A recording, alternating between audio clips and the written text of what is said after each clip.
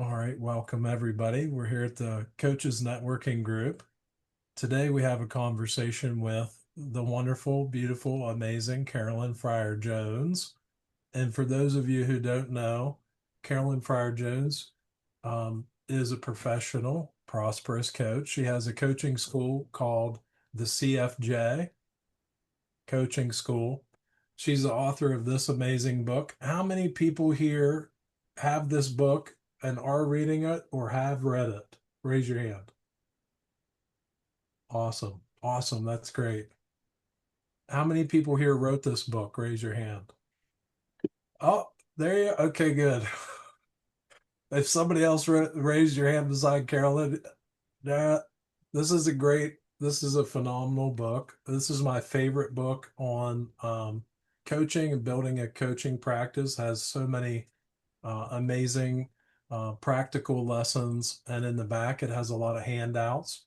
So if you're here and you're a coach, if you're here and you're not a coach, that's great too. But if you're here and you are a coach and you haven't got this book yet, um, this is a great book to get.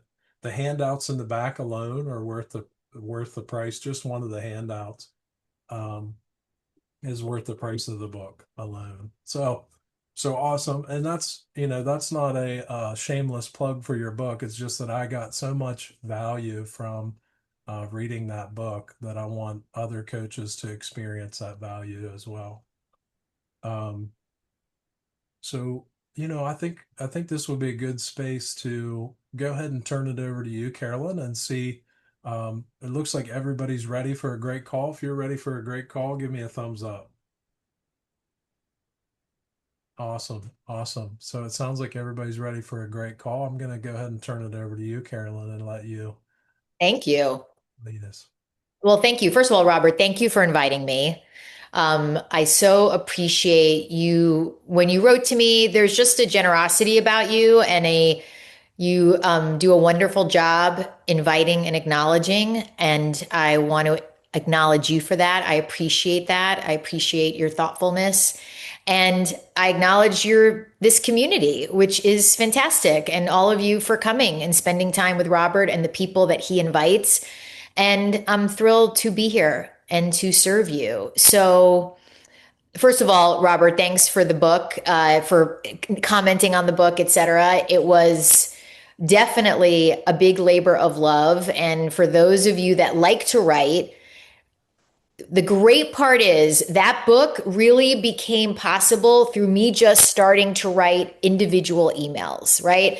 So I have this email community that I send emails to once or twice a week.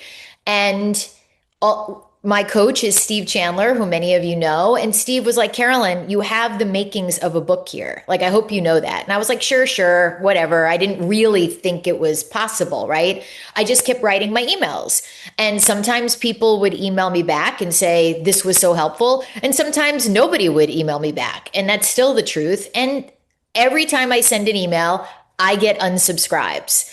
And I share that in case anybody out there is like, oh, but I send emails and I get unsubscribes. It's like, that's part of the gig from my point of view.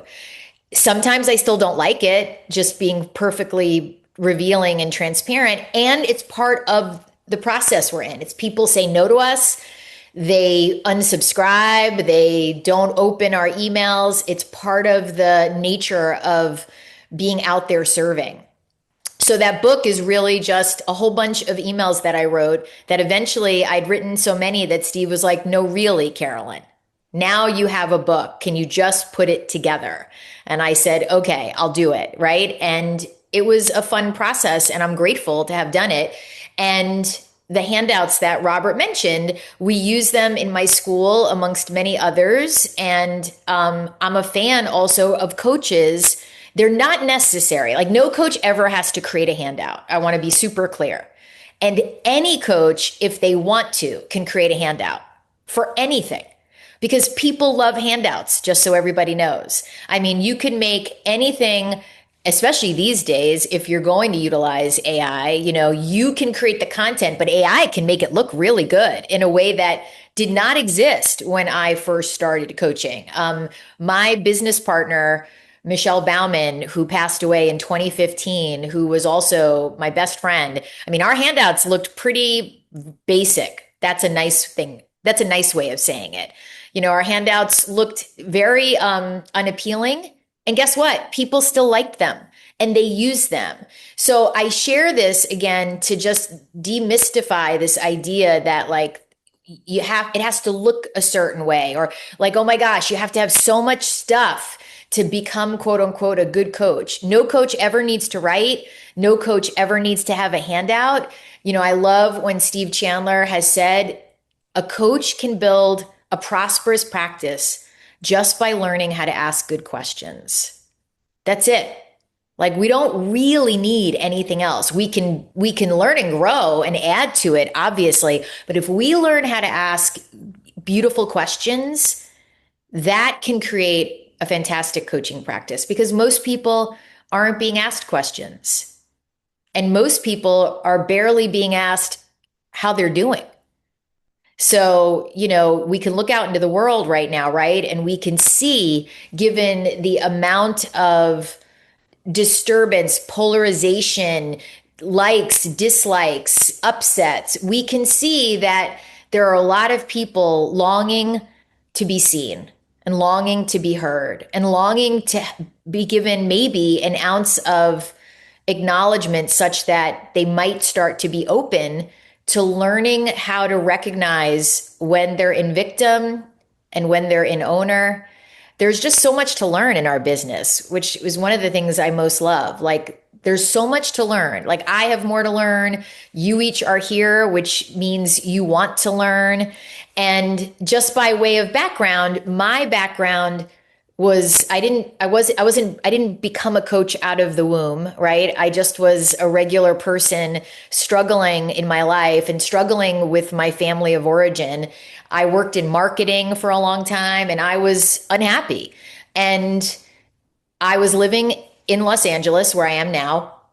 And I thought, well, I got to figure out something else to do, right? Like I just was really unhappy with my job and I had been in therapy. And I realized through therapy, a really good therapist, that I was recreating fun, surprise, surprise, my family of origin in my workplace over and over again.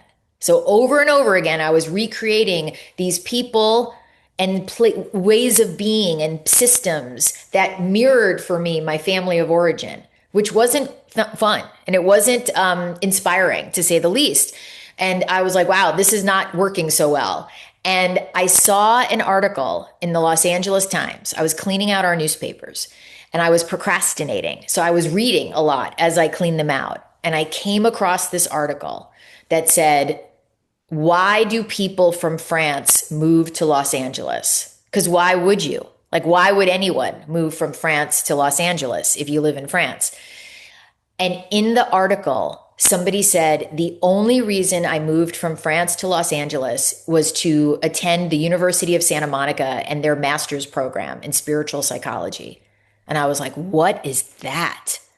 I mean, I didn't even know, but I was like, that sounds really interesting. And I had a session with my therapist at the time, who was a great guy who really introduced me for the first time to anything spiritual.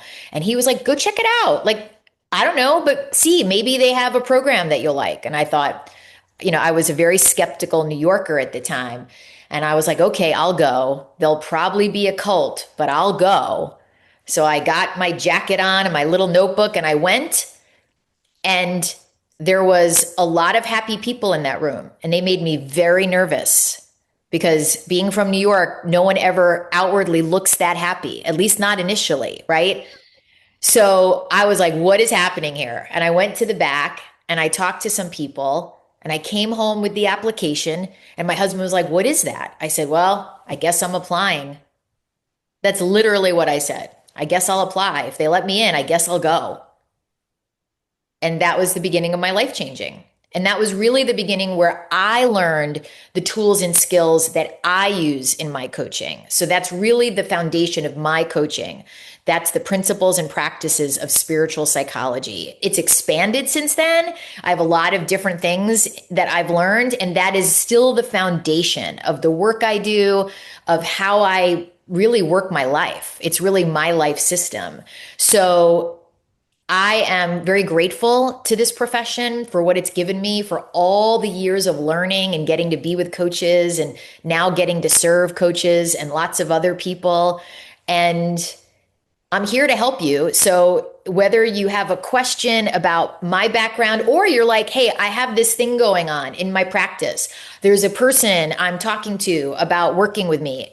All questions are game. All situations are game. I'm here to serve. Awesome. I don't have a question, but I want to speak to something that I've noticed a shift since I've read the book. And thank you so much for everything that you shared and talking about your beginnings. And it's cool to learn about your beginnings of entering into the USM because that's not in the book. Um, but something that I noticed was going from more of a people pleasing language, more of a like, hey, maybe if you would like to have a conversation with me, maybe you might. Are you interested? I know maybe you're not interested, but if you are interested, would you like to? And changing my language from that kind of language to a more professional language. That's one of the biggest shifts that I've had from reading the book. It really helps. It's helped me to shift my languaging, my messaging from a place of I felt a little called out with the emojis because I used a lot of emojis in the book. I was like, no, something about, yeah, use those very, very sparingly, if at all. And so I felt a little judged. I was like, I use emojis all the time. It reminded me of the time I went to a training years ago, and a guy said, I never say no problem. Because why say two negative things when you can say something positive? I was like, I say no problem all the time. I felt really judged and called out.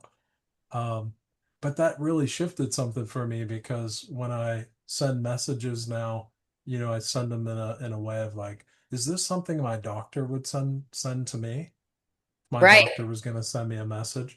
So I'm curious if you'd be open to share a little more about that, because I think that Absolutely. would be something that would really serve at a high level. You got it. So, Robert, what Robert's speaking to is this idea, right? Like we are professional communicators. I don't know if anybody comes into the profession of coaching thinking or knowing how much we are going to communicate with people, right? I mean, I certainly didn't. I didn't even think about it. I thought, okay, I'll send emails. Steve says send out some emails. Steve was really the first person who scrutinized my communications. He scrutinized mine and Michelle's. And Michelle, just to give you background, was a lawyer. However, she was one of the warmest and most loving people. So her communications, Robert, were very, let's say, edging into people pleasing, or as she used to call it, golden retriever like. Right? It was just like so enthusiastic and so loving and so friendly. And Steve was like, whoa, whoa, whoa, let's slow it down. And I'll share one specific example.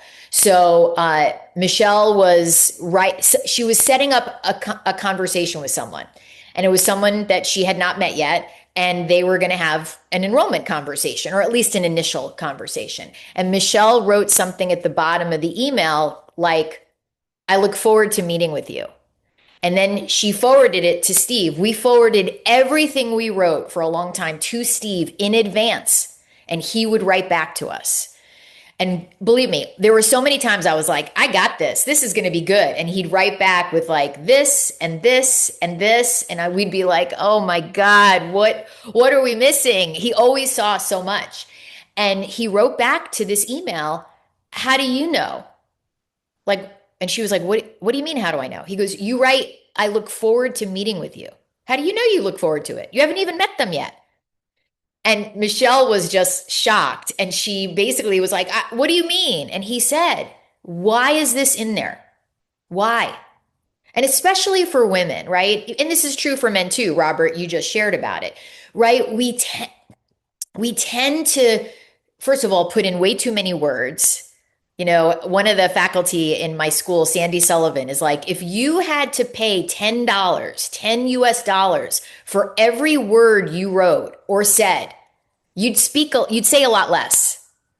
And we would write a lot less. We tend to over explain and we tend to be over friendly and we tend to do these things that occur, as Robert was sharing, they don't occur as professional or strong or definitive, right? And as I joke with people, nobody really wants to hire a tentative, nervous, insecure coach. They don't hire me. I don't know why. Like nobody wants a coach who's wildly insecure. So a lot of my communications, like you were sharing, Robert, were tentative and sort of nervous, and they occurred as not solid. And as a result, the recipient feels like, this doesn't feel like it's, as you said, like written by someone who knows what they're doing, who stands in their value. Now, even if we're not sure of our value yet, which many of us are not for a while, we can learn to fake it in our communications. And I mean that. Like, our writing is a place where we can strengthen ourselves pretty quickly and have a different impact and get a different result. And so, what Steve said to Michelle was like, look, save your warm and fuzzy after they pay you the 20K. Then, Robert, you can send all the emojis you want. But as we're building a relationship, right, and building connection and rapport and building trust, the way I talk about it is, as coaches, you are all working to become trusted sources of transformation, right? We want to become trusted sources of transformation. And that starts in our communications. So if we occur as wobbly or overly friend-like, it can confuse people, right? They go like, what does this person do? Like, I don't understand. Are they wanting to be my friend, or are they wanting to like, do they do something professional with all this? So that's what we can start our conversation there, right? Like, because our communications, whether you're communicating with people via text, direct message, email, even video, like lots of people are doing video messages, right? With people, even that is a place to look. It's like, how am I showing up? And I want to be clear, how we communicate doesn't mean we're not warm, right? I can be clear and definitive and still really warm and open. So that's what I would share in response to that, Robert. Yeah, thank you for sharing. Thank you for sharing that. And I'm really Yes. open to questions, thoughts, uh, you know, uh, agree, disagree. It's all good. Awesome. Got a couple hands up. All We'll start with right. the first hand that comes up and we'll just go right down the line. And before we go to Veronica, we'll come to you in just momentarily. For those of you who are haven't raised your hand yet, this is an opportunity to think about a question like, what if you paid $5,000 to be on this call? What would you want to learn? What would you want to know? What would be a question that you would ask if, show up to the questions as if you've invested your $5,000. How would you show up to this? What question would you ask if you invested that? Cool. All right. We'll start with the first hand up. I had Veronica. Well, hello. Thank you for the gift of your presence, everybody here, and Carolyn, and everything you've shared so far. So insightful and amazing. And my issue, I guess my question issue, whatever it is that I have an extremely bubbly personality that goes beyond my control. It comes from my Latin roots, and it's just the essence of who I am, basically. And even if I'm working in a very professional scene, like translating for a president, I still show up like this. And it's really hard for me because then I don't feel I'm me. And if I'm not me, then I cannot provide. So I think I get the message that it's just in the correspondence to be clear, but is there such a thing that I could still manage providing my services and not be able to hide away from who I am? Because my whole project thriving in you, I don't know how to be anybody else. Uh, I so appreciate that, Veronica. And by all means, right? I don't want you to be anything but you, right? That's important. And I love, Michelle was very, like, she exuded loving warmth in a way that, I mean, we joked, we worked together a lot. And I always joke that, oh yeah, I know why the line is longer in front of Michelle for people to talk to her because of that quality, right, Veronica? So I totally get bubbly, warm. And what I want to say to you is that you're already on it, right? It's not about you losing yourself. It's about when are you building or do you have clients, coaching clients? Okay. And where do most of them come from? They come from by word of mouth. Like my financial advisor, for example, I have a conversation and she's like, "Hey, I need your help." Things like that. Like it just happens naturally by having conversations with people Great. and how they feel after having a conversation with me. Right. So it sounds like the way that's usually happening, though, once someone refers you, are you like setting up a call with them? Is there and do you do Yes, via yes, I do a clarity call. Yeah. text or email? No, I just set up if they're interested, a clarity call, a discovery call that lasts anywhere from an hour to 90 minutes. Yeah. Right. And do you do that via a text or No, I do it video, like just Zoom oh, or Google Meet. Yeah. no, when you're setting it up though, That. It depends how the contact was set up. Sometimes email, sometimes text. okay. So the only thing I would say to you is really that's the area to look, right? Because Okay. once you're on a call with them, I mean, it's important to set up context. It's important, you can be bubbly and your warm self. And when we're in that conversation, right? When you're on Zoom with that person, and this is where it extends a little bit. We want those initial conversations to have some sense that the person you're talking with that they know, oh, Veronica knows what she's doing. She Mm-hmm. knows how to have this call. There's a sense of a container, if you will, right? I understood. To, It's clear. Thank you yeah, so much. yeah, Absolutely. Very useful. yeah. And if you use emojis in your emails and texts, for the moment, take them out until they become your client. Absolutely. All Thank you right. so much. Yeah, nice work. Very useful. Good.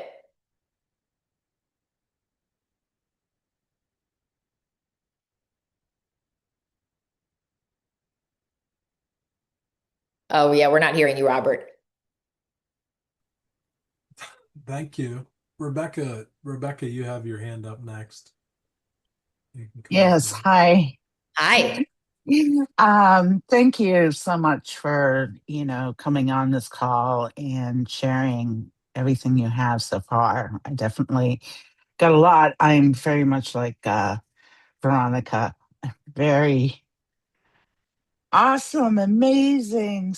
That's just my language. And I was just, is like your book a place where I would find, like you said, you texted back and forth with Steve. Well, unfortunately, he's not my coach. So just how I could Yeah. learn how to maybe get away from that because it is very difficult for me.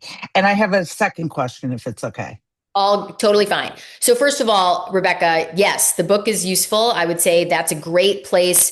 Like Robert obviously used that to help him sort of reshape how he's However, communicating. And you're welcome. If you want, you can sign up for my emails. I do new ones. So they're not stuff from the book. So, they might take something and expand on it, but I do a mhm, lot there about how we're communicating, right? And one thing I mhm, want to say to you, Rebecca, like, that quality that you have, like where you're just someone who is so like amazing, fantastic. Like we don't want to lose that. We don't want to lose no, that. And mhm, the only place you want to look at where there might be opportunities is in that initial relationship building, right? mhm, That's the place because that's where most people on the receiving end they can be unclear about what is happening, mhm. right? So if we come at them too fast with our enthusiasm and our right, people who don't know us can be a little taken aback. Yep, And so we want to like, and for you, it might be like 2% less. I'm not talking about 98% less. We're talking right. about how do I make my initial communications 2% stronger, 2% Mm, more uh, streamlined and professional. Mm-hmm. So not a ton. You know, because I know coaches, right? We get very attached to like, but I'm really loving and I want to be this way. And I am not suggesting that that gets removed. I think it's more Mm-hmm. like when we're building our business, if we don't have the number of clients we want, which is for Mm-hmm. many coaches, we want to look at where are the places I can look at and go, where are there opportunities? Mm-hmm. My experience, almost always, one of the main areas of opportunities is how we're communicating. Yeah. No, I can see that. Totally. Definitely. Because I do get the feeling, the feedback sort of. Nobody's ever said it to me directly, but that I can be kind of over enthusiastic and people are like, whoa. Right. Yeah. So learning how to just pull back a little bit. And that's something I'm working on. So my second question, because somebody said it should be a $5,000 question, is what is your advice on getting clients? Like Mm. there's marketing, there's conversation, there's all these different pieces and I can't really do them all. No, nobody can, just so you know. Nobody. Emails, Yeah. all this stuff going on, and I'm finding for me just like and there's a lot of distraction out there, people saying, oh, let's build a website, let's do this. And I just would like some clarification. Do you have clients yet? Let me ask you a question. No. Okay. No. So no paying clients yet, but that's what you want. No. Mm-hmm. Okay. Yes. So I'm for simple systems, Rebecca. Like to me, no, we don't need a lot when we're starting this business. We really don't. Even now, like even though it was different when I started. So I don't think you need marketing per se. I don't think you need yet a website. You will at some Mm-hmm. point, right? And now with Mm-hmm. AI, you can probably have it build you one in 4 seconds, but still not yet. Um, the thing that I'm for, and you don't have to ever do emails, you never have to write, you don't have to post on social media. I know coaches who earn a very good living and they are Mm-hmm. literally not on social media at all. Yeah, I enjoy like writing and Okay. posting every once in a while, Yeah. but Yeah. I'm not. Yeah. Right. It's not a requirement. The only thing that's a requirement is you connecting with people. So Mm-hmm. then what happens for people is that they're not getting out from behind their desk and talking to people and being Yeah. curious. It's like, so we have, there are coaches in my school, and one of the first things I say to them is like, they say to me, like, I don't really have any people that I can connect with. And I'm like, then if we don't have a community already, right? Some of us have communities from old jobs, or we have them from our kids' communities if we have kids, or we belong to something like a gym. Like those places are great because we go there, right? The common Right. denominator is you. Now, if you don't Right. go anywhere, my encouragement is going to be you got to pick a place and start to go someplace. And what I say Mm-hmm. to coaches is like, find a local chamber of commerce, find a local women's business group. Like communities have Mm-hmm. all sorts of things. And we Mm-hmm. want to get out and start to be out in our communities and start to connect with people. And that looks like just showing up and having 1 to 3 conversations, right? And I say Mm-hmm. only 1 to 3 because, we had a coach who was like, I'm going to create 50 conversations a day. And I was like, 50 is a lot. Yeah. That's a lot I, to take on. I used to go to the farmer's market and walk around. And so that was like, you're saying exactly what I was feeling, is that me sitting here working on whatever is not It's what I not. need to get out. And I would have 3 conversations and that would be, I'm done. Right. And also, Like, to me, if we have 3 conversations, there's a higher likelihood they might be a little bit meaningful. right. Our job is to connect and be curious about other people. That's all. That's our Mm-hmm. only job is to be like, to be willing to ask one more question that someone Mm, else might not ask. Like I often, when mm, I'm out with people, if I don't know them, of course I'll say, "Hey, what do you do when you're not here?" And they might share, and I always say, "Do you like your job?" mm, And it seems like such a basic question, but most people don't ask it. I'm like, "Do you like your job?" And a lot of mhm, times they're like, "Not really," or they might go, "I don't know. No one's ever asked me that. I've never thought mhm, about it." And I'm like, "Really? Tell me more." Like now I am asking you, right? Like I want to be real. Like I think sometimes we all can occur as a little too coachy, for lack of a better word, right? Like I want mhm, to be real, right? So Rebecca, you mhm, have your own way of being real. mhm, And like going to the farmer's market is a beautiful place. Like I hadn't even thought of that one. I'm going to actually share that. Like that's a mm, great one, right? Because people yeah. really are and they like it and they're walking around. And I think if you go there and you're like, all right, my job is to have 1 to 3 meaningful conversations. Yeah. That would be Yeah. the I mean, it started as like, because the vendors, and I know a lot of them, it's really, they struggle there, to get income and I business. bet. So I wanted to give back. I just thought this would be a great way to like just offer some gifted sessions, like the discovery call or whatever, Totally. and see if I can be of service. It's fantastic. So How did that go? it went well. I did get one gentleman who I had a couple conversations with, and then he kind of flaked out, and you know, but that was okay. It's like right now, I just feel like I'm testing my, like, you Yeah. know, just strengthening those muscles, right, and seeing what feels good and what doesn't. 100%. And by the way, But for all of us, you said something really important. These are muscles and we do mm, need to build them and we need to continue to build them. Like we don't, if you don't go to the gym once and go, "I'm good, got it," yeah. right? So that muscle of connecting and being curious, we want to keep that up and we want to really be out in the world regularly. So that might be once a week I'm at the farmer's market and I'm going to add one more thing a week, just one Mm, where I mhm. go and keep building that muscle. And as I connect with someone, then I can offer them time. Like, "Hey, wow, you said something. It sounds like that's really hard. I do this all day long. If you want to have a conversation, we can." Right. Okay. Love it. Thank you so much. You're so welcome.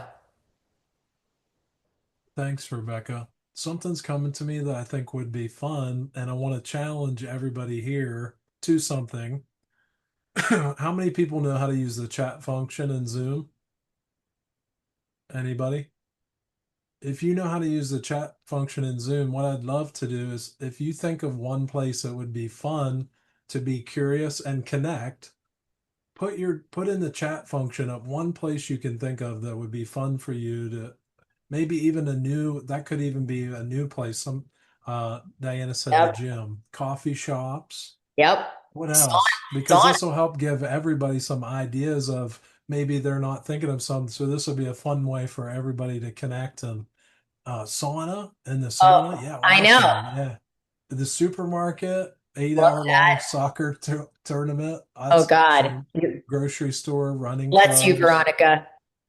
Oh, scouting club of the kids, that's fantastic. Running club, all of these are so good. And by the way, I know people who've created clients from airport conversations. I've created clients from my gym. These are all fantastic. Dog park, Robert, that's a great one. Yeah. Good Yeah. stuff. This Climbing is gym. really Yeah. good. Awesome. Yeah. It's great. That's awesome. Cool. Yeah, Phenomenal. Thanks everybody for taking up that challenge. I honor love you it. for that. Kelly Love it. France, we have Kelly France with his hand up. How about we go to Kelly and see All what right. question he has for us? All right. Thank you, Robert. Carolyn, so nice to meet you. And, you're exactly as I expected you to be from reading your book. You're the same person. It's fantastic. But thank you so much for being here.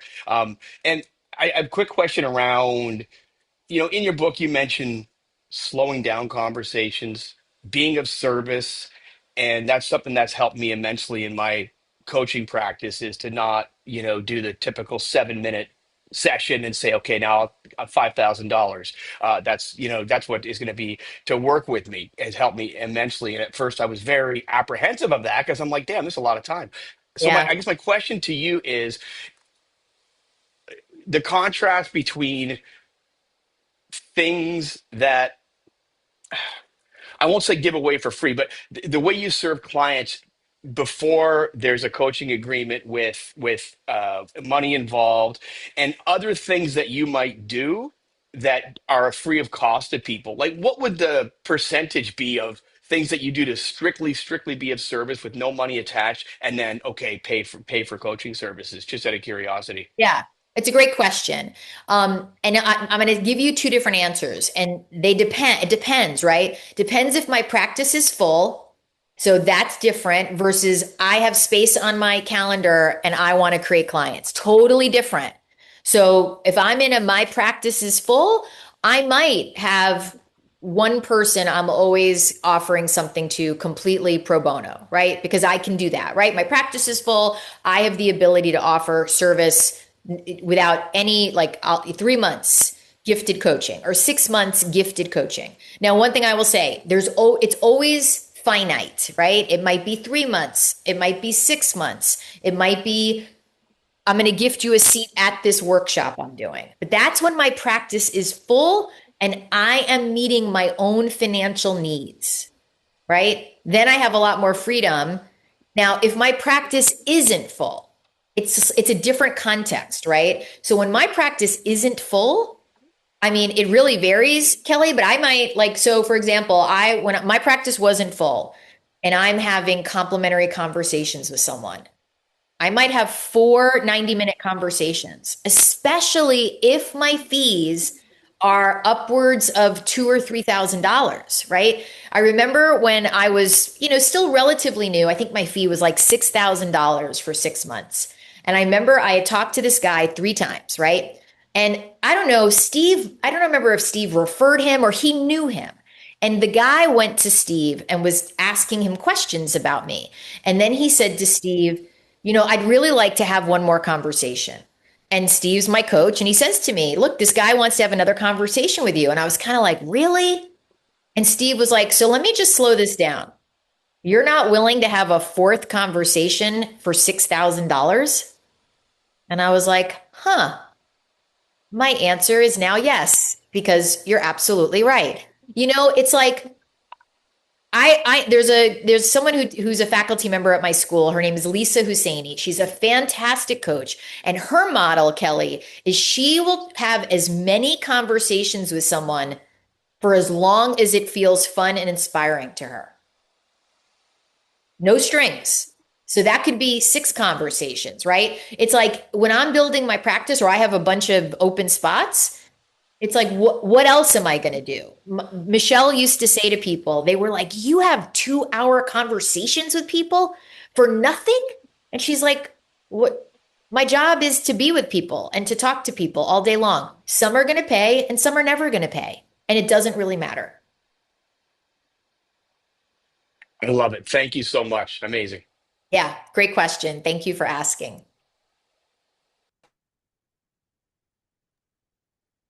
Anna's next. Hi, Anna. Hi, Carolyn. It's such a pleasure to meet you. I always see you on YouTube or whatever. You're real. So, okay, this might sound a very silly question because deep down, I know what I should do, but I don't want to do it. I hear you. I don't want to do it. It's not me. I don't like it. I hate it. If I didn't have a business, I wouldn't do it. Not even if you paid me to do it. Tell me what it is. What is this thing? So, well, I have other problems, but let's say the number one problem right now is that I don't have a network.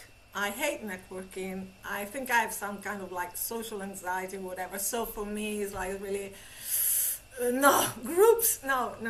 Like even now, I'm really kind of, nervous.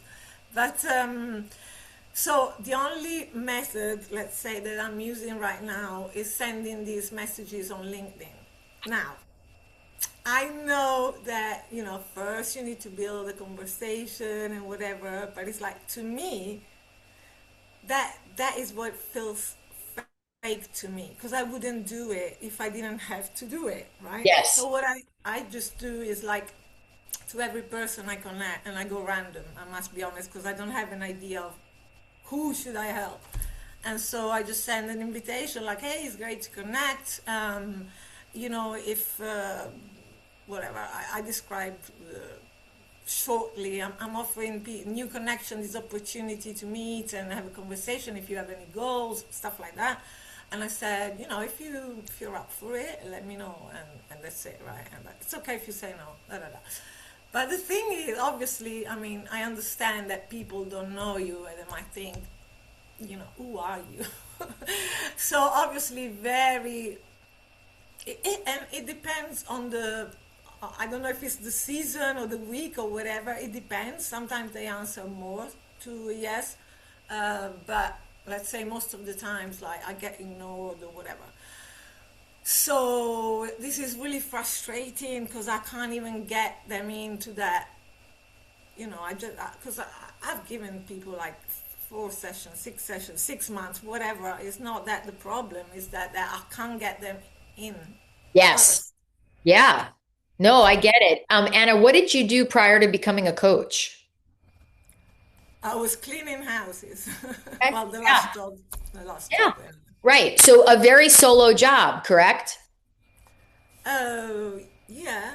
What do you Meaning mean? like you're not talking to people all day long. Oh no, no, Right. and I've been out of the work environment for many years, Yeah, so yeah, I yeah. don't have anybody. I, I And believe it or not, I don't want to coach Italian people. I don't ask me why. I don't know. Okay, that's amazing. So here's the thing, Anna. I really hear you that this part is what feels really tricky and really challenging. And maybe for you, the opportunity is to consider what are going to be baby steps for you.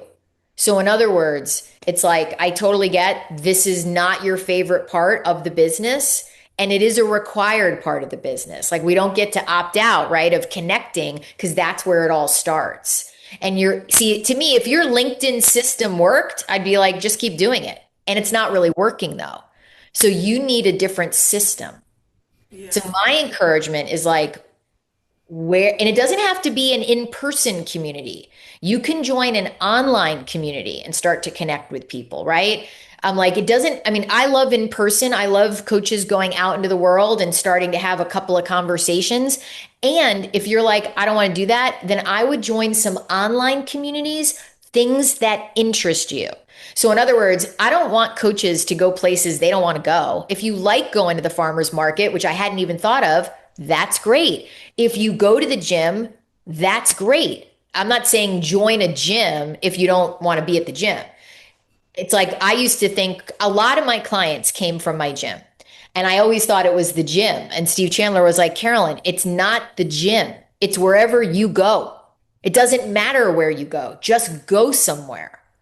So, Anna, my invitation to you is like, what's a small baby step where you go, okay, I'm willing to go to this place and consider having one conversation.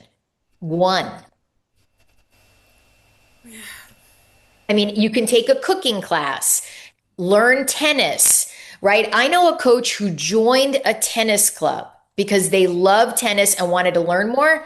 They've gotten so many clients from the tennis club. I know another coach. People are super into pickleball right now. They're doing pickleball. They're getting clients from pickleball, Pilates, yoga, whatever, Anna, inspires you, do that and be like, I'm willing to start to connect with people there a tiny bit. yeah, yeah. I hear what you say. It's just like that. Right now, at the moment, my life is really, really small. Like, I'm Right. basically always at home, and it's also because, okay, I mean, it's embarrassing, but I have no money to do all that. I cannot Yeah. join anything right now. So So that's you also, need to find free places, which there are a lot of, right? I just want you to know that, Anna. If you looked in your community, there are free places, there's free gatherings, there's free talks, There's free things, music you can go listen to where people hang out afterwards. I encourage you, none of us need to spend money to go connect. There are tons of free things in all of our communities. So my invitation, Anna, is that you start there and pick one thing, even if it's like, I like this music, I'll go sit and listen and I'll hang out for 20 minutes after. See what's happening in your world. Because if your world is really small, and this is true for all of us, it's going to be really hard to create clients. There's no way to make it happen. Yeah, I can see that. So are you willing to take a baby step and just see what's in your community, what is free that you could go to? Yeah, I mean, yeah, I've looked at, I look up, every week and say, oh, look, this is, women, they're getting together and it's free and whatever. And every time I just check them out because it's like, I don't know, I feel a bit like a hermit by now. And it's like, no, no, no. Yeah, it's time to start stretching those muscles again, Anna. Yeah. It's time to stretch the muscles. We all need to stretch, right? And this happens for many, many people and many, many coaches where they get like almost hermit-like, and then they get uncomfortable about going out into the world. And unfortunately, it's a requirement of our job. So my encouragement is that you go, okay, I'm going to start stretching. I'm going to start using this muscle a tiny, tiny bit, just a little bit at a time. Yeah. Thank you so much, Carolyn. You're so welcome, Anna. Thank you. Basically, it's what I didn't want to hear, but okay. You know what? I get it. I totally get it. Thank you so much. Thank you so much, Anna. Great, great interaction. I know that served a lot of people here. Yeah, thank you for bringing that question up. Michael Muzadi. Yes, hello. Nice to meet everyone and pleasure to be here. I'm actually very glad I heard about your book just now. Like I haven't read it yet, but I'll be picking that up for sure. Good. My question, so I just recently started coaching. I started working with Robert a couple of weeks ago through the suggestion of Kelly. So thank you guys. And so I have three people that I'm working with right now. I'm starting one with tonight. I started one yesterday. And there was one guy who reached out to me 2 weeks ago. We started working together, like we were on calls for about 90 minutes. And he's been in the gym before. He's been in the gym for about 12 years. So he knows how to like make his own plan and stuff. And part of what I would do is make a plan for someone and help them figure out the logistics. So he told me he was going to make a plan, and then he kind of ghosted me. So he went completely silent. I messaged him one day, he didn't respond. I messaged him again, and then he responded basically saying he'd been working for 10 days straight and he didn't have the time to do it. Like it kind of slipped his mind. He acknowledged his faults. So my question was like, how would you go about Mm, getting someone on track, like without reprimanding them, but right, like also not saying like it's okay not to do it. Like how to right. do that in a formal way that comes off like politely. Yeah, well, first of all, Michael, it's such a good question. It is something that so many coaches like raise your hand if you've ever had someone just like fall away and then they kind of, right, it happens to all of us. So I just acknowledge the question. And first, let me start with a question. Is this already a paying client? No. So he did before I even said anything about paying, he's like, I would have to pay you because he's like family and he thought I was going to do this for free for a long time. So he's like, I will have to pay you. So I'm starting for free. I said, I want to make sure that this is something that's actually valuable to you before you even pay me anything. Great, So he great. hasn't paid yet, but he plans on paying. And is it clear to you, like when you say, I want to do it at no cost initially, do you do like 3 meetings? Like how long is that for you? I told him we'd do like the first month for free, and Great, then that would be great. like 4 calls, and then he could text me whenever in between he needs. Like, Super clear. I love that. Okay. So then your question is, I get it now. So that you're in that month period, right? Where you're basically like giving him an experience of working with you. yeah, Fabulous.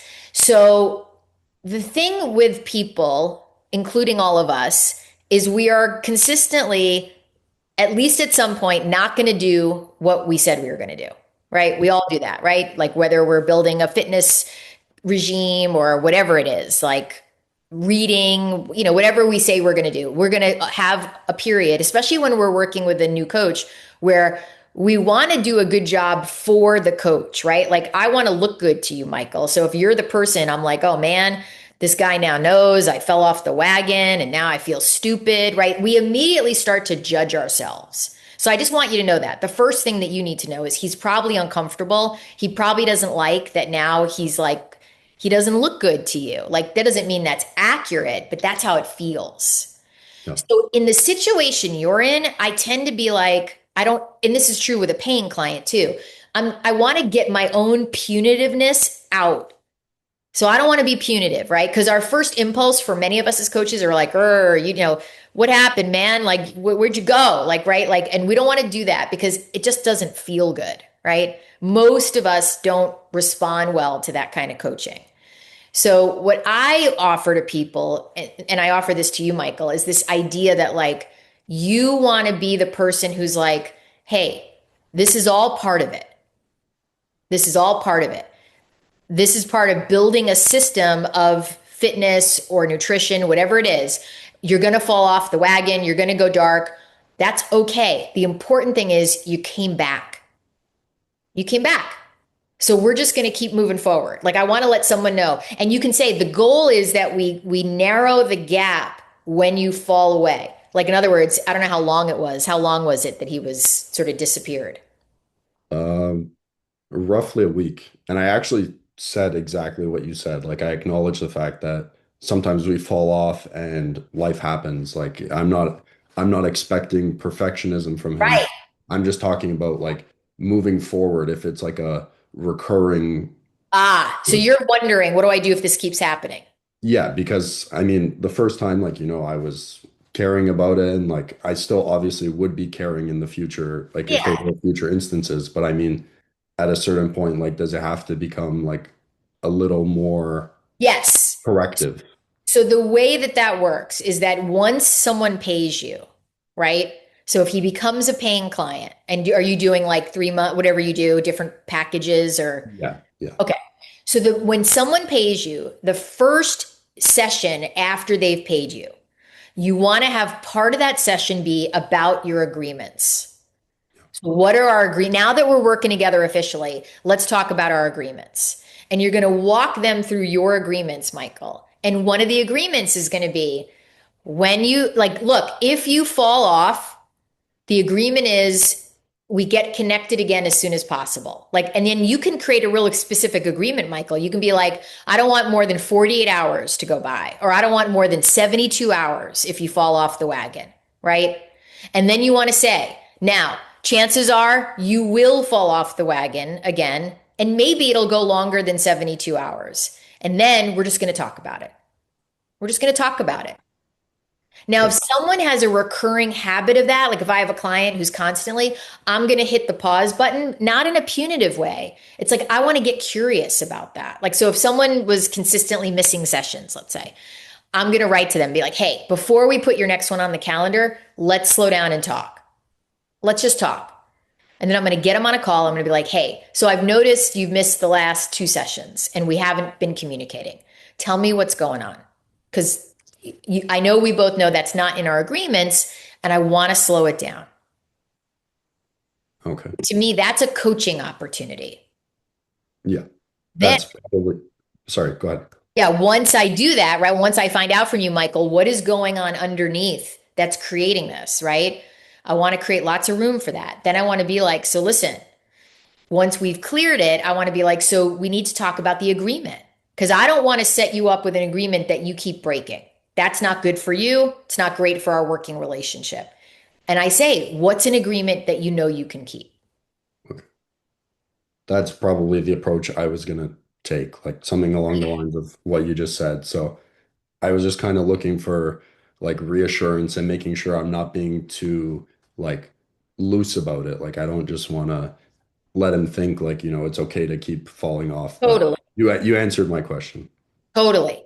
Totally. Great, Michael. I acknowledge you, and I acknowledge, look what you already got. Look, sounds like stuff's happening. Yeah, I mean, I'm shocked. Like I put a video out there on Instagram, I put it on my story just for like the people that I'm friends with or whatever. And I got one person that day. I had a person reach out to me from my old workplace 3 months ago. And then I actually had a friend reach out to me yesterday and he was just like, what can you do for me? Like, how can you help me? So Awesome. Yeah, yeah, valuable. Good for you. Obviously, you know what's so great? Just remember, we all have water, our own unique water, and people are thirsty for our water. So, Michael, you just had some really great experiences of people are thirsty for the water you have. yes, exactly. Awesome. Thank you. You're welcome. Thanks, Michael. Hi, Leanne. Hi, Robert. How are you today? Great. Great. Robert, thank you for hosting us. And Carolyn, thank you for your time and your expertise. I really appreciate your time here. Thank you. Sure. Um, a bit of context. I've had conversations with about 20 women for a project that I'm working on called The Next Chapter to find out what women over the age of 50 are struggling with. And I've come up with a lot of themes. And more than half of my conversations have been just really warm and loving. Like you said earlier, like I asked questions that no one's asked them before. They hadn't thought about it. They were really great connections. My question to you is, I'm struggling with how to take the like let's have another conversation, and people will say yes, we should. This was so great. And then like 2 weeks goes by and it kind of falls off, or and I know people are busy, so I keep it all in context, right? um I'm looking for that balance between, I know I can serve you, I want to be of service to you, and being pushy. Sure. Sure. I get that. And yeah, so I'm wondering if you have any words of wisdom you can share about that. Let me ask you a question. What was the context for the initial conversation? Are you just saying, "Hey, I want to connect." Like what made them say, "Let's talk"? Sure. That I was interviewing them. I had a set of 5 questions to find out what the stage of life has been like for them, the Okay. challenges. Um, and throughout the conversations, of course, I've shared, oh, yeah, I'm hearing this from other women, and this is what women need in this space and whatnot. Okay. And when you say 2 weeks goes by and it doesn't happen, are you then offering them time on your calendar? Tell me where the gap occurs. I think I've just been reaching out. Hey, let's schedule a follow-up conversation. I'd like to talk with you more about X, whatever you said. And Um, and they or answer. there's been some people where like I haven't really, they've shared a lot, but I can't say that I've identified a problem to Sure. help them with. You know what I Right. mean? So I, it kind of feels odd, like, hey, you want to, like, because I don't want to be like, oh, let's just have coffee. right. It's not what I'm Right. looking for, right? So let's talk about the ones where you saw something that you might be able to help with, Yeah, right? Are you saying you're saying let's talk and they're not responding, or they not responding, or to like a lot of time, like, and again, yeah, I guess you have to trust your gut, right? How much time is too much time? Because people are busy, like Michael was just saying, right? Things happen. when they do respond, are they saying I'm not available? Do you mean, or too much Uh, going?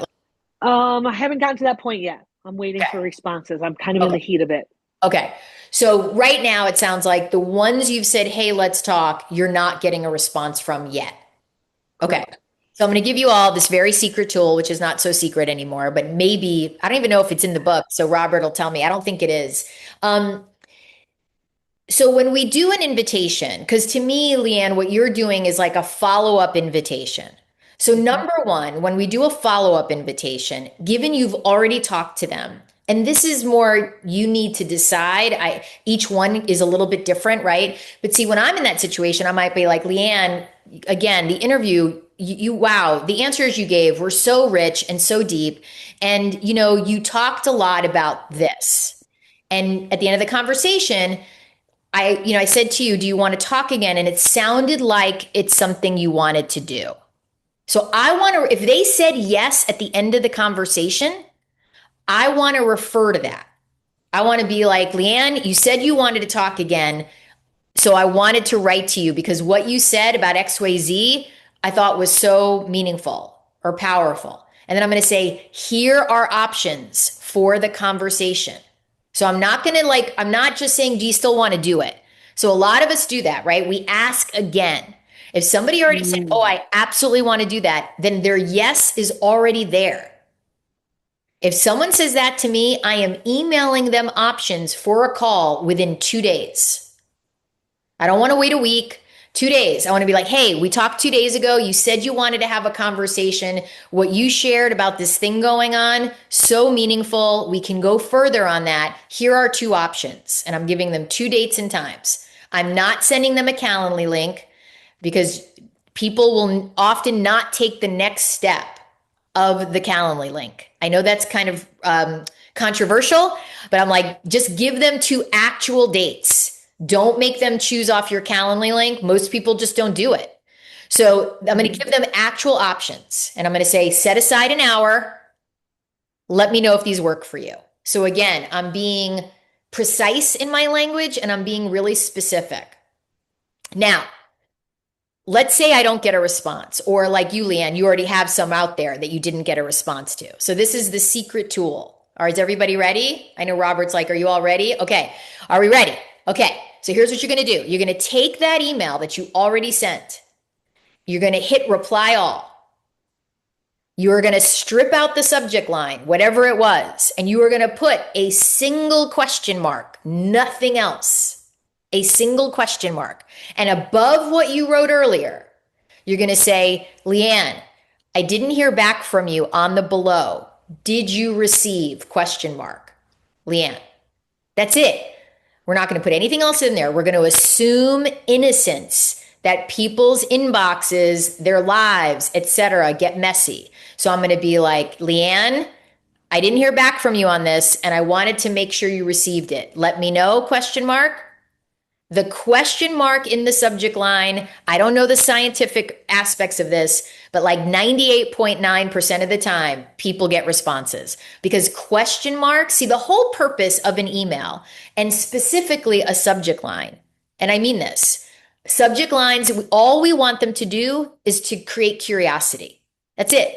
So most of us give away way too much in the subject line. We're like next meeting, or we're like talk more. We want to be like, you know, Steve used to send me like titles of songs in subject lines. And I'd be like, what is he writing to me about? Like Beatles songs, or like he knows that, you know, my daughter loves Taylor Swift. So he'll pull a Taylor Swift lyric and put it in a subject line. He knows I'm going to open it. He knows I am because I just think it's so funny. So I encourage all of us to get 5% more creative with our subject lines. And that can also be one word called you. But specifically, when we do not get a response from someone, this is for everyone. Wait 2 or 3 days at most, hit reply all, put a one single, don't put 2 question marks in the subject line, because for whatever reason, then that feels aggressive. People are like, what do you mean? Like, even the one question mark for many coaches, they're like, I don't like it. I'm like, I hear you, and it works. So that is what I would do with anyone you haven't heard from, Leanne, or I'm going to give you an alternative because it sounds like the emails you sent weren't very directive. Am I right? Like you didn't give them dates. You didn't say, you said you wanted to talk. Here are options. I didn't send options. You said you wanted to talk. So, okay, sending options. Okay. So you could do my favorite thing. Yes, only one question mark in the subject line. Thank you for checking, Veronica. Only one. It's dangerous somehow when we send 2. So you could do my favorite thing, Leanne, which is called coaching amnesia. All right, this is my favorite thing. So this is when I've sent an email that was like, I didn't put in dates. I was very like mealy mouthed, and I pretend it never happened. I just ignore it. It's like as if it's been wiped away from the universe. And I send a new email and I do it exactly the way I now want to do it. So I might be like, Leanne, oh my gosh, we haven't talked since the interview. I'm not sure if you got my other email. I want to get us time on the calendar because I know you said you wanted time on the calendar from our last conversation. What you said was so meaningful about XYZ. Here are options. So I'll sort of like erase that other one. Yep. So those are your choices. Great. Love that. And I was actually thinking of a third option. Please. Pick up the phone. 100%. That can be your question mark, right? That can be the same thing going, hey, I don't know if you got it. Let's connect. Love that. Totally. Great. Thank you. You're so welcome. Thanks for asking that question, Leanne. One more thing that comes to me that I've created for my business that's worked really well is I always create a conversation at the end of another conversation. That way 100%. there's because the space in the middle, I used to do that and I chased so many people that said they wanted conversations that finally I brought it to my coach. It was Sachin Sharma at the time. Maybe some of you may know Sachin. And he said, yeah, always create a conversation from a conversation. Yep. Yep. And Yeah, because we don't want a gap in there, right? Really, that's ideal, Robert, right? Because we don't want to put anything in between us and that next conversation. So if someone says on a call, yeah, I want to talk again. I want to be like, oh, let's get our yeah, calendars out. let's book it. Yeah. Yeah, let's do it now. Let's not put any time in the way. Totally. Yeah, that served me. That's one of the Yep. greatest things that I've learned as a coach. Yeah. Absolutely. Awesome. Thank you, Leanne.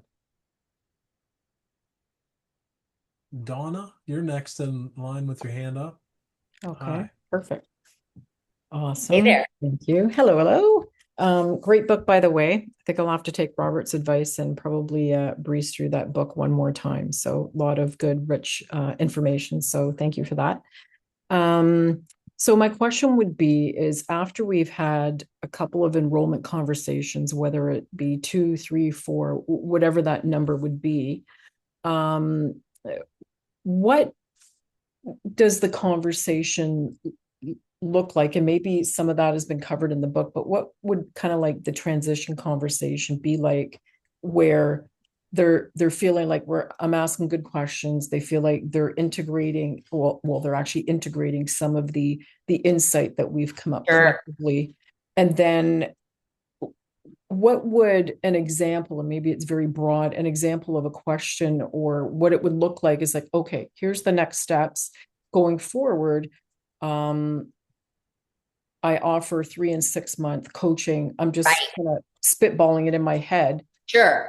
But what would that ideally sound like maybe coming out of maybe your mouth, and what it would look like is like, okay, so now we want to get on to something paid, but without, and I'm in sales anyway, and I'm pretty good at not sounding salesy, but sometimes I feel like I'm coming across as being salesy, and I don't want to do that. No, I totally hear you. And I appreciate the question, Donna. So sometimes what you can do. So let's say I'm in my 4th, 5th, 6th, whatever, but I know that like I've reached the point where, okay, I'm going to complete these, right? So what I might do is I might at the beginning of the conversation say, hey, this is our 5th conversation. So let's make it really powerful. And then this will be our last conversation. If you some context. Okay. This will be our last conversation, unless you want to talk about formally working together. If you do want to do that, we'll talk about it at the end, and it's fine. It's totally okay if like we're good. So I make it really clear, right? Because if this is really important, especially if I'm the one who's done the inviting. It's a little bit different if they were referred, because if they're referred, they know that they're talking to me because maybe they want to hire a coach. But if I've invited, that's like me creating someone out of the universe, right? So they don't know, right? So I might say, hey, so today's going to be our last conversation. I want to make it as deep as we can for you. So, and if at the end you want to talk about what it would look like to work together formally, we absolutely can, or we can be done. Either way is fine. I love that. Yeah. Okay. Now, one thing to say though, right? So we get to the end and I go, hey, are we done? Like I like Steve Chandler uses this. I love this. Are we complete? Are we complete? Steve's like, who doesn't like being complete? Are we complete?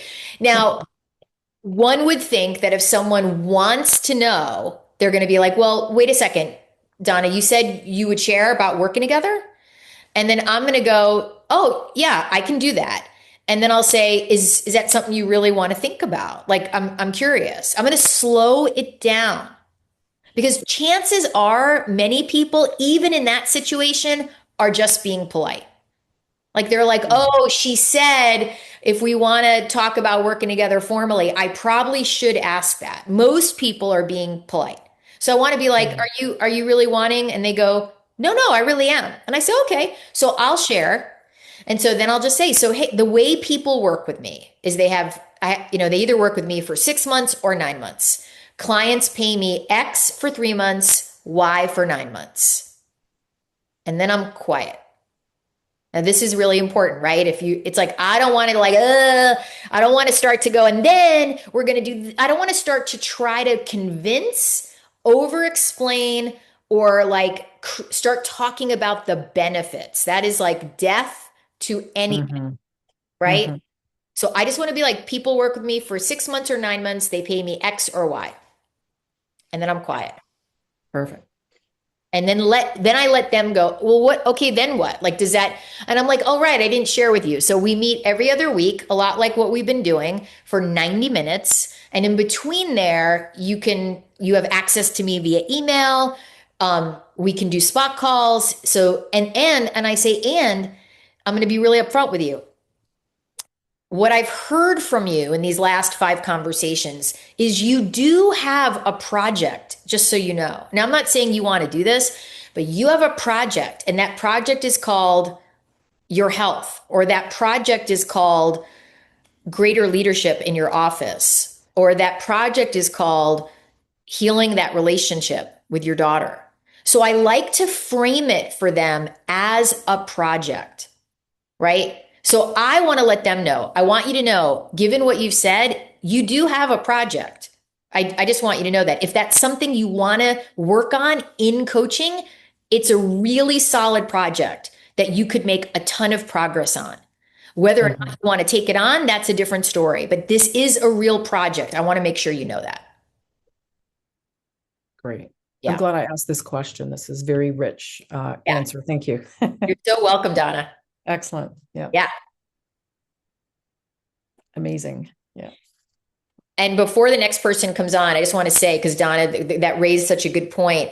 I do want everyone to know part of our job in enrollment conversations is to see what a person's projects are, right? We want to think about it like that, right? Because a lot of people don't think about it like that. And we may not find a project. See, that's the other thing. I think we all need to acknowledge not everyone's going to have a project.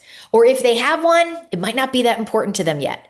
Mm-hmm. We want to be thinking in those enrollment conversations of where are the projects, right? Because people don't want to invest money on something that's not a real project for them. Because it has to be something, and the project has to matter. Mm-hmm. Yeah. Amazing. Yep. Good question, Donna. Thank you. Yeah, thanks, Donna. Something else I want to acknowledge about the book is you talk about being the ship, the boat to take people from where they are. So the initial enrollment conversation of finding out where people are, where they want to go, and what's in the way. Totally. And then being the boat of like, the project is getting from this state of health to this state of health. We're the ship that can help take them there. That's And helping right. them to, and this book was really, really valuable for that as well too, because I think that's one of the things of, for me as a beginner coach, not really knowing how do you lead an enrollment conversation to really get clear about what is it that is important enough to somebody that they're willing to invest a large sum of money. That's right. $1,000 or more, large Sure. sum of money, in saying yes to that, for being a stand for themselves and saying, yeah, I really do want this.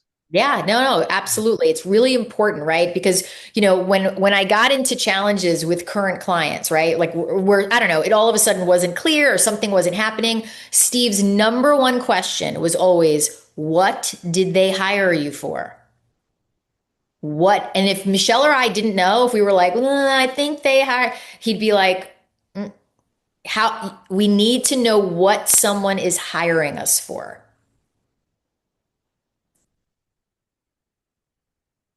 Awesome. Hi, Helena. Good to see you again. Hi, Robert. Thank you so much for organizing things for us. And Carolyn, nice to meet you, and thank you for your time. Absolutely. I love what you shared about Lisa Husseini's, keep having conversations as long as I'm having fun. I know it depends on the person and the client. But for example, when I first started coaching school, I gave free sessions out as my practice. And then after the 6 to 10 sessions, I stopped and I said I have paying clients. And then I thought, okay, I'm going to start practicing coaching in Mandarin. So then I went back to some of my clients and said, I'd love to offer you free sessions. And so one of them has now entered into a paid container. One, we stayed in touch and I love talking to her. And there's another client that I don't coach in Mandarin that I loved sort of offering a coaching session. And then he said he's unemployed and he's debating between starting his own business or continuing. He has a mortgage, he has kids. And so he said, look, my goal is to get a job so I can hire you. I said, let's have a no-brainer offer. He came back and said, I really can't afford this. So in those situations, I'm wondering, and on the one hand, I would love to keep working with them because I just love working with them. On the other hand, one, I said, okay, and so do I just come back and say, I want to work with you for free? I'm not sure how to navigate these where they're genuinely people that I would love to work with, but I'm not sure how to take it. Okay. next. A great question. And I think it's awesome, Helena, that like now, like in certain situations, you're like, I'll coach you in Mandarin, which is amazing. So you can do both, which is fantastic. My question for you is, are you still growing your business? Are you still in like a okay, so you're not full yet. Okay. So if there's someone I really want to coach and my business is not full, what I will do is do something like, look, I totally get where you're at. What if you and I do something where I'm going to coach you for 2 months, no fee? No fee. So it's 4 sessions, right? Or I might do 3 months. So I'm going to say, I'm going to coach you for 3 months, no fee. And they're like, wait, but you can't do that. And I say, no, no, no. This is my gift, right? I don't do this with everyone. And I make that really clear because it's true. You're like, I'm making an exception. I really believe in you. We'll do 3 months. We'll see how far we can get you, whether you start your business or you take a job. Let's see what we can do in 3 months. And then they're like, oh, but at the end of 3 months, I'm like, nope, this is my gift, no strings. If you want to, if by then something's happened and you're like, hey, I want to do this, great. And if not, we'll be done at 3 months. And then I really honor that, right? Like I'm like, I treat them just like a regular client. 6 sessions, you show up on time, we have agreements, and we see what happens. Amazing. Would you offer that on a text or would you say, do you want to have a call and then offer that on a call? Well, I probably, if you have, like, have you talked to him recently? So the offer discussion was 2 weeks ago and he said, oh, what now? And he said, look, I really want to, but he has been unemployed for a year. Yeah. And it's like, yeah. No, it's a big deal. So I would say, hey, I have an idea. Let's get on a call. Okay. And then I'd offer it to him. And the other thing I want to say to you, Helena, and this is for everyone, right? I want to encourage all of us, replace the word free anytime you're talking to someone with complimentary. Like, hey, no, this is a complimentary. This is my gift, no strings, right? Like, only because free we sort of associate with like, like, I don't know, like sort of lower cost items. And coaching is not that. I mean, it's not that sometimes our fees aren't low, but we want to hold it as like, no, this is an exception. This is complimentary. So I just offer that. But Helena, he's obviously it's a really big gift to give to someone who's been unemployed for a year because, that's a big thing to be in. I love his passion. He loves what he does. And I said, if I ever had money for someone to manage, I'd give it to you. I feel his heart. I really like working with him. I just wasn't sure. Do I go back and say, now I'll offer you gift sessions? And Yeah. I do want to work with him. And what you want to say to him is, I've given this some thought and I'm going to make an exception. So I want to say, I'm going to make an exception. And sometimes I'll say it this way, Helena, you and I are going to do 3 months. There's no fee. And he'll be like, wait, Helena, don't. You can, no. I've given it a lot of thought. I really believe in you. We're going to do 3 months. It's going to be a regular coaching arrangement. It's just no fee. It's my gift. And then when they go, I go, no, this is it. So let's get your calendar out. Let's get going. Thank you. Yeah, you're so welcome. Thanks, Elena. I see Hennel. Hi, Hennel. Good to see you. Hi, Robert. Thank you, Robert. Again, echo what everybody else has says for creating a space. Carolyn, amazing to be able to hear you and giving us suggestions and things. I wanted to ask a question in the sense my wife is sort of freelance or working part-time for someone. She's been doing it for 6 months. So I said to him, I'd love to give you 6 sessions as a thank you for what you've been able to give to my wife. And I'm on like third session, gifted him six, and it feels like I am coaching because I'm asking the questions, not telling anyone what to do. And I asked him towards the end of the third session, saying, "How much value are you getting? Is this change? Have you seen anything shift just a little bit?" And he said to me, "Oh, I love the suggestions that you're giving." And I stopped for a minute and thought, "Hold on a second, am I advising here or something?" I said, "What do you mean suggestions?" He goes, "No, you're able to brainstorm with me and I'm able to do things." So my question is, at what point is there a line sort of thing where you feel like you're, leading them to say, "I want you to say this, and I'm going to ask you this question to see if it can get there." Right. I mean, I think what you're asking is a really big question as for a professional coach, right? It's like how, and look, for some of us like me, right? Like my coaching isn't always pure coaching. I mean, when I'm coaching coaches, there is a lot of like, try this, not that, right? So sometimes my coaching can have teaching in it. It can have consulting in it. And sometimes it's pure coaching. I have clients that are not coaches, that are corporate executives, and it's really about giving them space to think. Like that's my job, is to ask questions and give them space because they have the answers inside of them. So for you, you might want to, given it's all gifted sessions, you might want to play with the next session and be like, you know what? I'm going to experiment with him and I'm going to see if I can lean even more in to asking questions and not offering anything. Even 2% more, right? And you can even say that at the beginning. You could say, like, you know what? We're going to experiment today. I really heard you when we talked. I want to see if I can help you do even more of your own thinking, even more. And what I mean by that is that, I'm going to ask you questions. We're going to get to work. And rather than me offer anything, we're going to see if we can have you think as long as possible. And then if you want my input, you're going to ask me. So if you don't ask me, I'm gonna be here. Obviously, I'll be reflecting what I hear to you. But unless you ask me, let's see how far you can go in your own thinking. Because And that puts a guardrail on you. it's not that I'm telling him what to do. It was just like a simple question. He was saying that he was procrastinating from our first session. So I said, "Okay, let's delve into that. Where do you feel you procrastinate?" And I asked him a simple question saying, "So where do you feel you're most productive during the day?" And he said, "Oh, in the morning." But he used to go to the gym in the morning and then he would say, "Would get tired." And so I kind of said, "What if you were to switch it around? What would happen?" And he Ah, said, okay. So maybe I should do my work in the morning and then go later on." So it felt it wasn't a suggestion no, in that you're sort of right. sense. It was just asking the question, when are you most productive? What if you swapped it around? So I was like, am I suggesting or am I just giving him an option to Yeah. think about it? Yeah, I hear If an that makes option. sense. I don't hear that you're telling him or advising him. I hear an option that, and you're asking a genuine question. What about this? Right? So that's great. And to me, it's like my thing is that it doesn't if he said he's getting value, if he's like, "Oh yeah, this has been so helpful."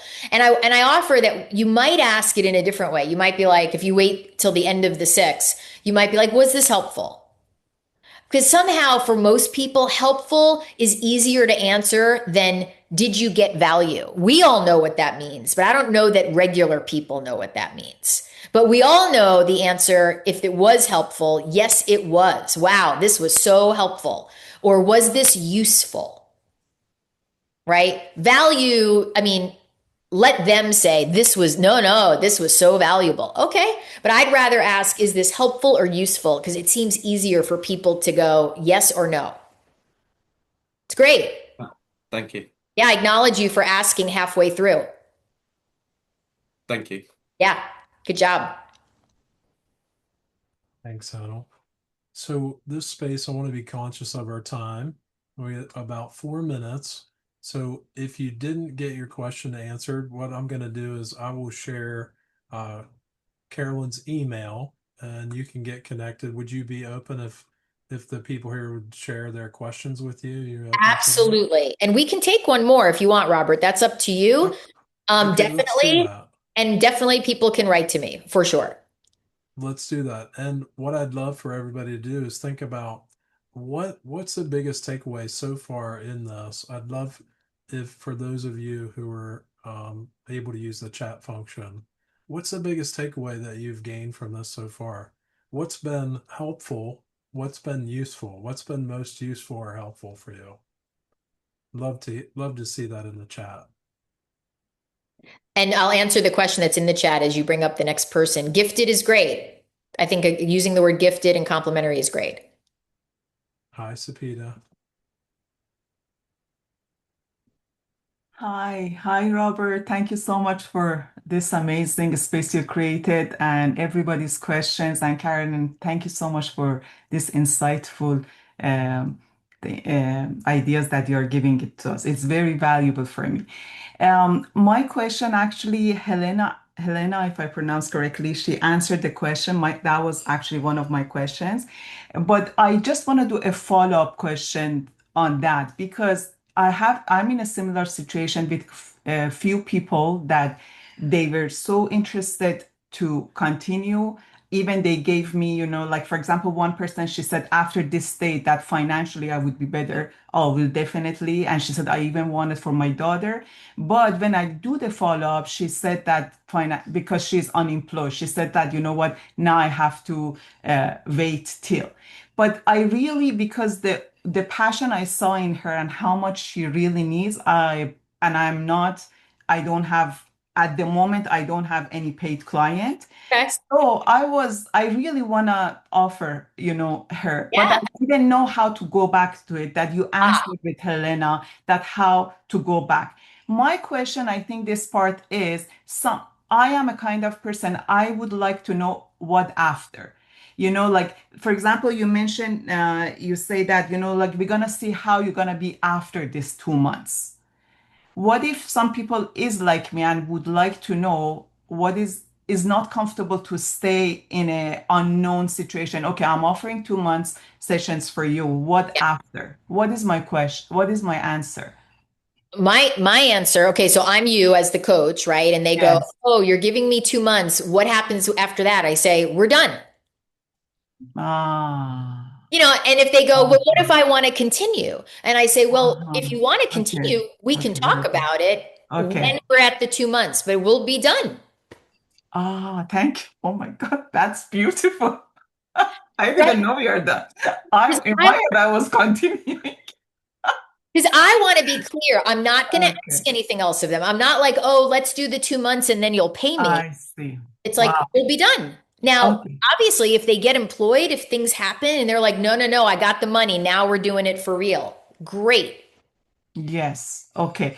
So another person who wanted also, but she said she's going on a trip. She's gonna come back in end of May and she will. I'm gonna kind of do a follow-up with her.